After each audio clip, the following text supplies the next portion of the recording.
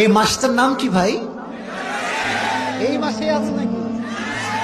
বিশ্ব বেহায়া দিবস, বিশ্ব নির্লজ্জ দিবস, নারীদের ধর্ষিতা হওয়ার দিবস।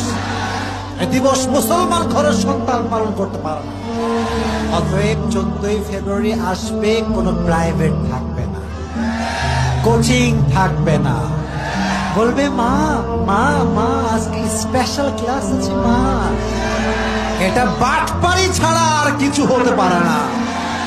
মনে রাখবেন, যদি বলে স্পেশাল ক্লাস আছে, এটা কোনো ক্লাস নয়, এটা পার্কের ক্লাস, এটা নদীর ধারের ক্লাস, এটা রুম ডেটের ক্লাস।